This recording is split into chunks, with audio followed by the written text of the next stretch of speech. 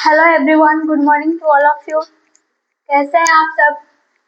I hope कि आप सब अच्छे होंगे। तो आप लोग का जो एग्जाम होने वाला है बिहार एसएससी सीजीएल, उसके लिए हम आपके लिए जो बायोलॉजी की क्लास लेकर आए थे और आज उसका डे 6 है। तो चलिए स्टार्ट करते हैं।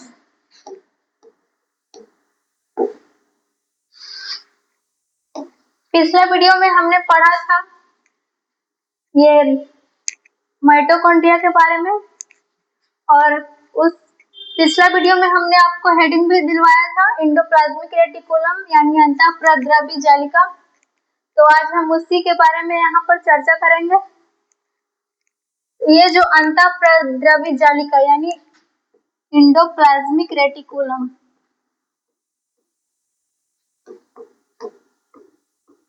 Endoplasmic reticulum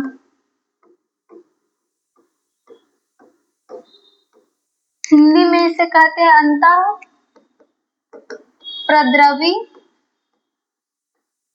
जालिका।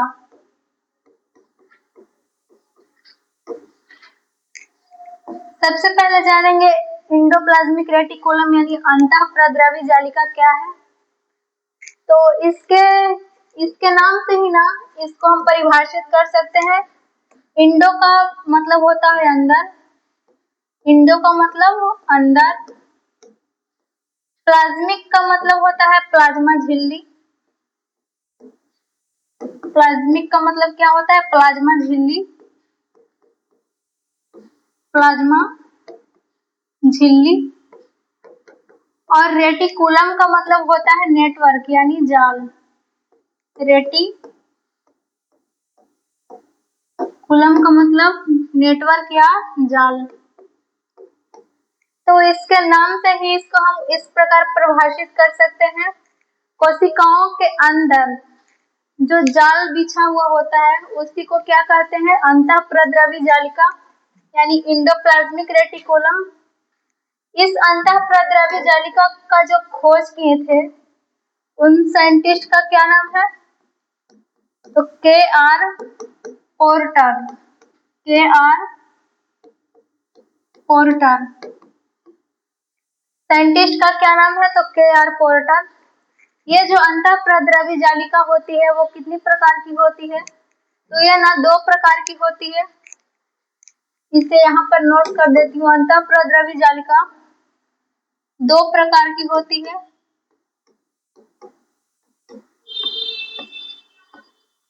एक होती है खुरदरी अंतःप्रद्रवी जालिका, खुरदरी अंतःप्रद्रवी जालिका, और एक होती है चिकनी अंतःप्रद्रवी जालिका जिसे स्मूथ एंडोप्लाज्मिक रेटिकुलम भी कहा जाता है।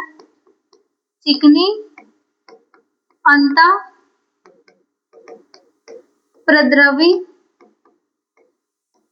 जालिका, इसे RER के नाम से भी जाना जाता है। RER यानी रॉड एंडोप्लाज्मिक रेटिकुलम, और इसे SER यानी स्मूथ एंडोप्लाज्मिक रेटिकुलम के नाम से भी जाना जाता है।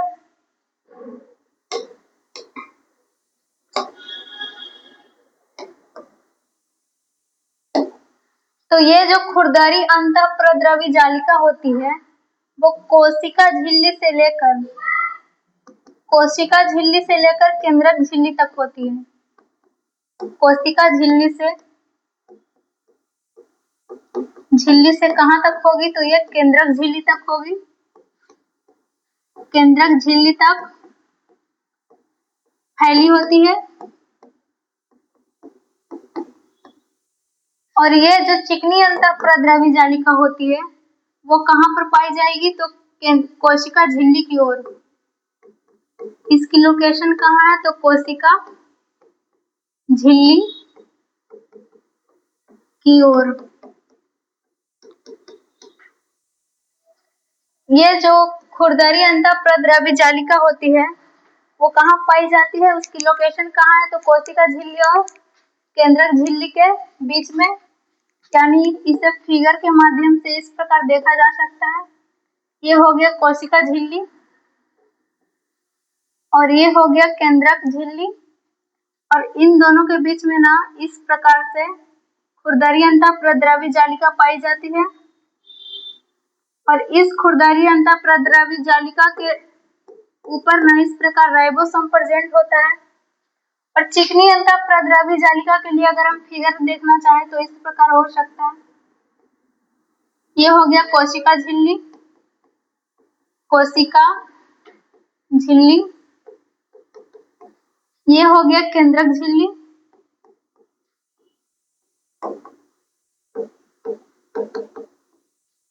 और इसमें इस प्रकार से चिकनी अंतःप्रद्रवी जालिका पाई जाती है। चिकनी अंतःप्रद्रवी जालिका पाई जाती है। तो तीसरा जो इसके बारे में पॉइंट पढ़नी है, इस अंतःप्रद्रवी जालिका यानी खुरदरी अंतःप्रद्रवी जो जालिका पाई जाती है वो ना इसमें राइबोसोम प्रेजेंट होते हैं, राइबोसोम प्रेजेंट होते हैं। और ये जो चिकनी अंतःप्रद्रवी जालिका है इसमें राइबोसोम अब्सेंट होते हैं, राइबोसोम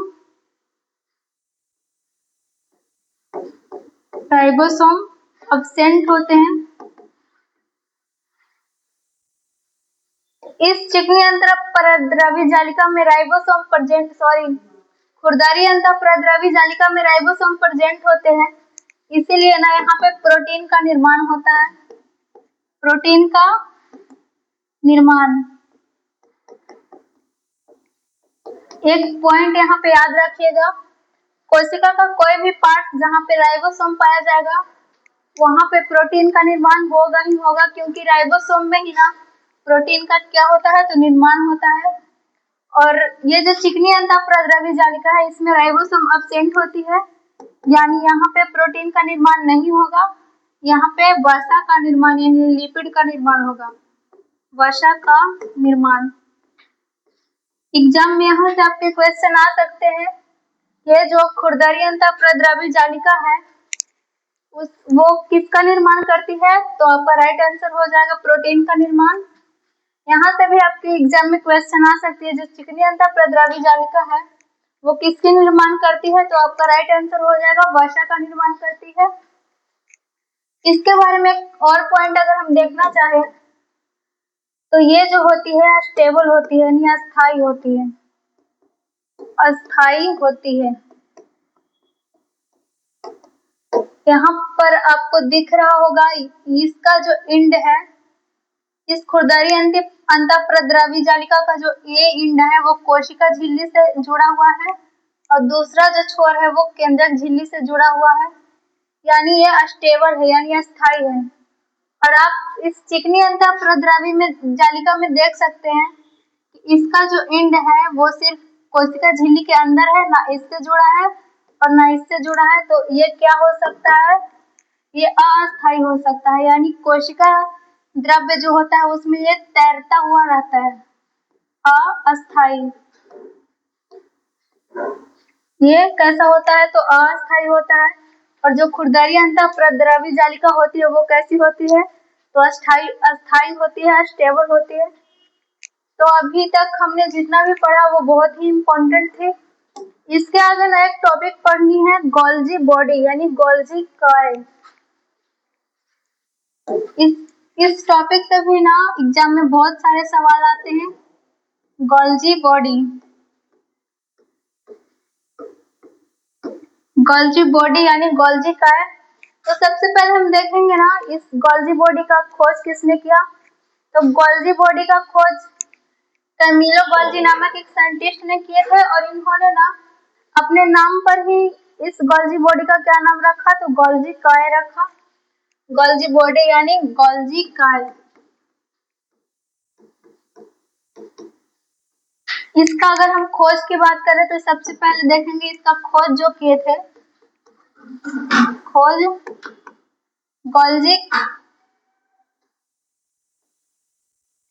गोल्जी बॉडी का खोज Golgi coil. Camillo Golgi, sorry. Golgi body का खोज किसने किया था? तो कैमिलो गोल्जी ने। कैमिलो गोल्जी, इन्होंने ना अपने नाम पर ही गोल्जी बॉडी का नाम गोल्जी बॉडी रखा। इस गोल्जी बॉडी के बारे में सबसे पहला पॉइंट अगर हम लिखना चाहें तो ये गोल्जी बॉडी सिर्फ यूकैरियोटिक कोशिका में पाई जाती है। यूकैरियोटिक सिर्फ कहाँ प्रेजेंट होती है? तो यूकैरियोटिक कोशिका में प्रेजेंट होती है। जाहिर सी बात है, अगर यह सिर्फ यूकैरियोटिक कोशिका में प्रेजेंट होती है तो प्रोकैरियोटिक कोशिका में एब्सेंट होगी। प्रोकैरियोटिक में ये एब्सेंट होगी, यानी नहीं पाई जाएगी। इस गोल्जी बॉडी के बारे में अगर हम दूसरा पॉइंट्स देखना चाहें तो ये जो गोल्जी बॉडी है यूकैरियोटिक में प्रेजेंट होती है, यानी प्लांट्स में भी प्रेजेंट होगी, क्योंकि प्लांट्स भी किस में आता है? तो यूकैरियोटिक में आता है। यूकैरियोटिक एक ऐसी कोशिकाएं होती है जो बहुकोशिकीय का समूह होती है। बहुत सारे कोशिकाएं जब आपस में मिलती है तब किसका निर्माण होता है? तो यूकैरियोटिक बॉडी का निर्माण होता है। तो प्लांट्स भी कैसा कोशिका है? तो वो यूकैरियोटिक है, यानी प्लांट में भी गोल्जी बॉडी प्रेजेंट होगा। और प्लांट में ये जो गोल्जी बॉडी पाए जाते हैं इसको ना डिक्टियोसोम के नाम से जाना जाता है। डिक्टियोसोम, ये बहुत इंपॉर्टेंट है, आपके एग्जाम में यहाँ से सवाल जरूर आएंगे। सवाल इस प्रकार आ सकते हैं कि ये जो गोल्जी बॉडी है इसे प्लांट में किस नाम से जाना जाता है? तो आपका राइट आंसर हो जाएगा डिक्टियोसोम। प्लांट में गोल्जी बॉडी को किस नाम से जाना जाता है? तो डिक्टियोसोम के नाम से जाना जाता है। इसके बारे में अगर नेक्स्ट पॉइंट हम लिखना चाहें तो इसकी लोकेशन या कहाँ पर पाई जाती है गोल्जी बॉडी, तो ये जो गोल्जी बॉडी है वो केंद्रक की ओर यानी न्यूक्लियस के नजदीक, केंद्रक के नजदीक में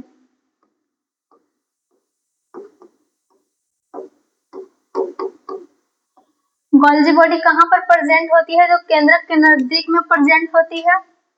इस गोल्जी बॉडी के बारे में एक और पॉइंट जो बहुत ही इम्पोर्टेंट है, ये जो गोल्जी बॉडी है ये जब टूटता है गोल्जी बॉडी यानी गोल्जी का जब टूटता है तो लाइसोसोम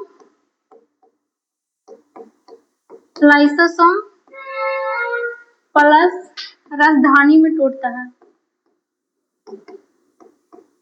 यानी राजधानी और लाइसोसोम का जो निर्माण होता है वो किससे होता है? तो गोल्जी बॉडी के टूटने से होता है। इस लाइसोसोम को ना हम लोगों ने पढ़ लिया है, इस राजधानी को भी हम पढ़ेंगे आगे। फिलहाल अभी यहाँ पर आप याद रखिएगा लाइसोसोम और गोल्जी बॉडी, सॉरी लाइसोसोम और राजधानी का निर्माण किससे होता है? तो गोल्जी बॉडी के टूटने से होता है। अभी तक हमने जितना भी पॉइंट पढ़ा वो बहुत ही इम्पोर्टेंट थे एग्जाम के व्यू से। तो ये जो लाइसोसोम और राजधानी का भी अभी हमने बताया निर्माण किससे होता है? तो गोल्जी बॉडी के टूटने से होता है। इस गोल्जी बॉडी का कार्य क्या है? तो यह ना कोशिकाओं में वसा और प्रोटीन को बांधने का कार्य करता है। वसा और प्रोटीन, गोल्जी बॉडी का कार्य क्या है? तो यह वसा और प्रोटीन को बांधने का कार्य करता है। बांधने का कार्य करता है। एग्जाम में यहाँ से भी सवाल आ सकते हैं, यह जो गोल्जी बॉडी है इसका कार्य क्या है? तो यह ना कोशिकाओं में वसा और प्रोटीन को बांधने का कार्य करता है।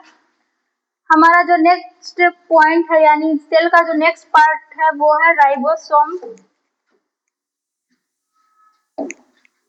तो हम हेडिंग देंगे यहाँ पर राइबोसोम। राइबोसोम सबसे पहले देखेंगे राइबोसोम क्या होता है, इसका खोज किसने किया? तो राइबोसोम का खोज नायक प्लाइडे नामक साइंटिस्ट थे। इन्होंने ही राइबोसोम का खोज किया और इन्होंने कहा यह जो राइबोसोम है वो सार्वत्रिक कोशिकांग है, यानी सभी में पाया जाता है। तो सबसे पहले इसका खोज देखेंगे। राइबोसोम का खोज नायक प्लाइडे नामक साइंटिस्ट थे, उन्होंने ही किया था। तो यहाँ पर मैं लिख देती हूँ राइबोसोम का खोज प्लाइडे। क्योंकि इस राइबोसोम का खोज प्लाइडे ने किया था, इसलिए इस राइबोसोम को ना प्लाइडे कण के भी नाम से जाना जाता है। तो एग्जाम में यहाँ से सवाल भी आ सकते हैं कि इस राइबोसोम को और किस नाम से जाना जाता है। तो आपका राइट आंसर हो जाएगा प्लाइडे कण के नाम से जाना जाता है। और किस नाम से जाना जाता है, किस नाम से? तो आपका राइट आंसर क्या हो जाएगा, प्लाइडे कण। क्योंकि इसका खोज ना प्लाइडे ने किया था और इन्होंने अपने नाम पर ही इस राइबोसोम का एक और नाम दिया, प्लाइडे कण। अब इस राइबोसोम का टाइप्स पढ़ेंगे। राइबोसोम ना दो प्रकार के होते हैं। राइबोसोम दो प्रकार के होते हैं, एक 70S और एक 80S। ये जो 70S राइबोसोम है ये किस में पाई जाती है? तो प्रोकैरियोटिक कोशिकाओं में पाई जाती है। प्रोकैरियोटिक कहने का अर्थात वैसी कोशिकाएं जिसे हम अपनी नंगी आंखों से नहीं देख सकते हैं। इन्हें देखने के लिए हमें किसकी आवश्यकता होती है? तो माइक्रोस्कोप की आवश्यकता होती है। बिना माइक्रोस्कोप के ना हम इस प्रोकैरियोटिक सेल को नहीं देख सकते।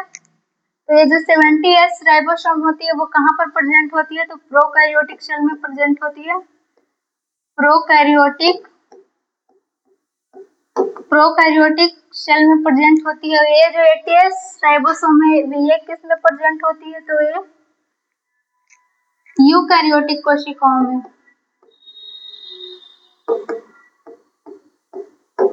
ये जो 80S राइबोसोम है वो कहाँ पर प्रेजेंट होती है? तो यूकैरियोटिक कोशिकाओं में प्रेजेंट होती है। और ये जो 70S राइबोसोम होती है वो कहाँ पर प्रेजेंट होती है? तो प्रोकैरियोटिक कोशिकाओं में प्रेजेंट होती है।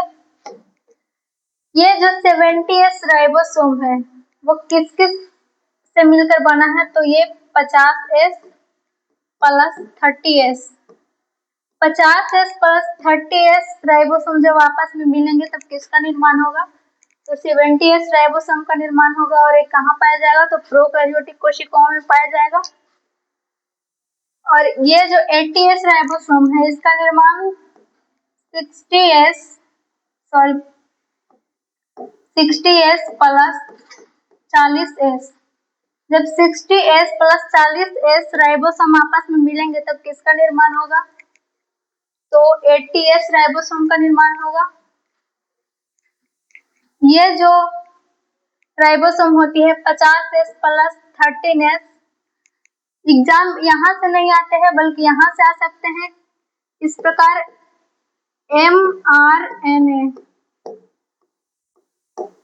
mRNA की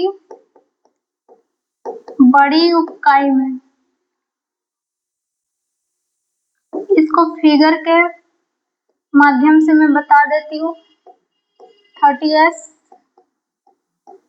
ये जो अपना ये क्या है? तो ये mRNA है। ये जो फिगर बनाई हूँ ये किसका है? तो mRNA का है। mRNA के ना दो इकाई होती है। mRNA की कितनी इकाई होती है? तो आपका राइट आंसर हो जाएगा दो इकाई होती है, एक बड़ी होती है और एक छोटी होती है। तो यहाँ पर आप लोग देख सकते हैं इसे मैंने बड़ा बनाया है और इसे छोटा। तो राइबोसोम की जो छोटी इकाई होती है उसमें 30S राइबोसोम पाए जाते हैं।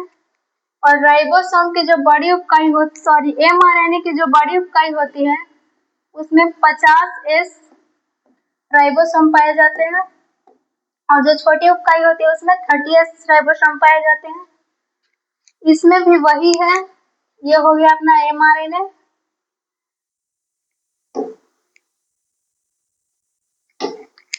ये क्या हो गया?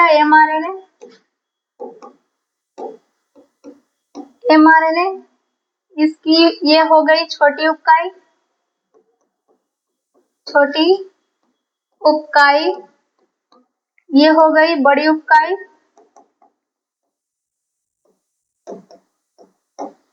ये जो राइबोसोम की छोटी उपकाई है, इसमें कितने एस राइबोसोम पाए जाएंगे? तो 14 एस राइबोसोम। और ये जो बड़ी उपकाई है, इसमें 60 एस राइबोसोम। क्योंकि ये बड़ा है इसलिए इसमें बड़ा वाला ही राइबोसोम पाए जाएंगे। तो इस mRNA को ना मैसेंजर आरएनए के नाम से भी जानते हैं। इसको वहां पर हम चर्चा करेंगे जब जेनेटिक्स चैप्टर पढ़ेंगे, तब इस mRNA के बारे में वहां पर हम लोग देखेंगे। फिलहाल अभी यहाँ पर इतना ही जानना है। ये जो प्रोकैरियोटिक कोशिका होती है, ये जो mRNA होती है, इसे मैसेंजर आरएनए के नाम से भी जाना जाता है। तो आज के लिए इतना ही, और पढ़ेंगे नेक्स्ट वीडियो में। Thank you. एक बार इसे ना रिवीजन कर लेते हैं, तब सही रहेगा।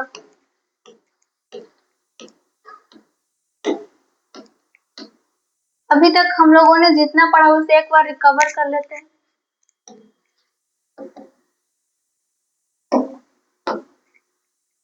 सबसे पहले हम लोगों ने देखा अंतःप्रद्रवी जालिका यानी एंडोप्लाज्मिक रेटिकुलम।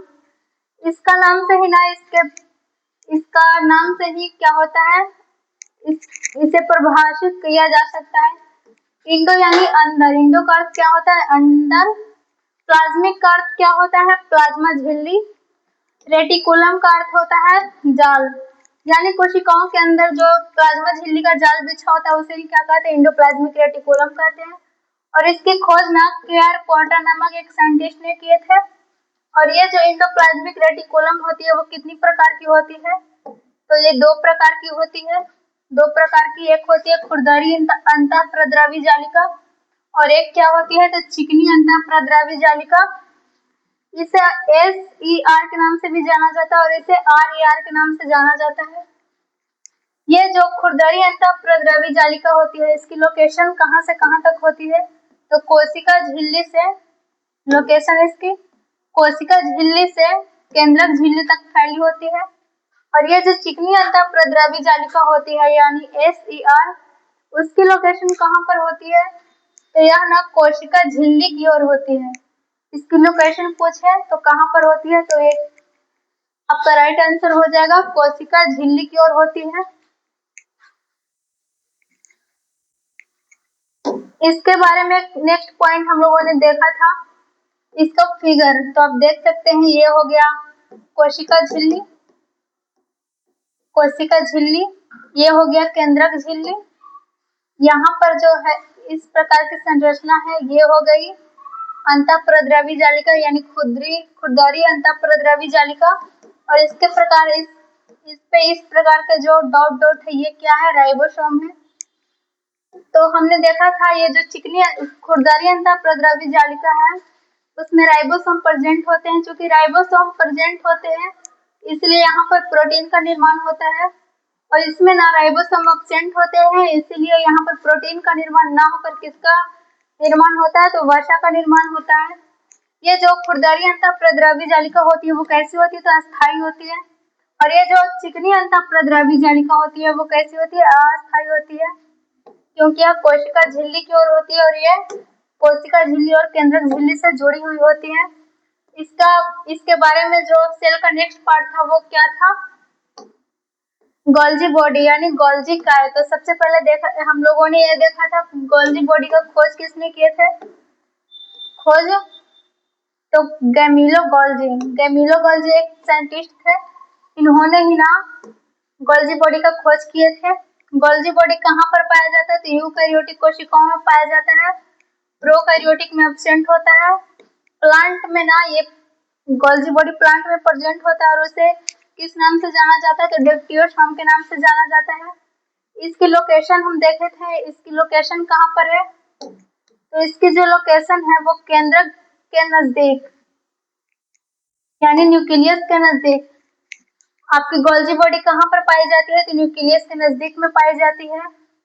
गोल्जी बॉडी में ना, गोल्जी बॉडी जब टूटेगी तो किसका निर्माण होगा? तो लाइसोसोम एवं राजधानी का निर्माण होगा। वसा और प्रोटीन को बांधने का कार्य, ये गोल्जी बॉडी का कार्य क्या है?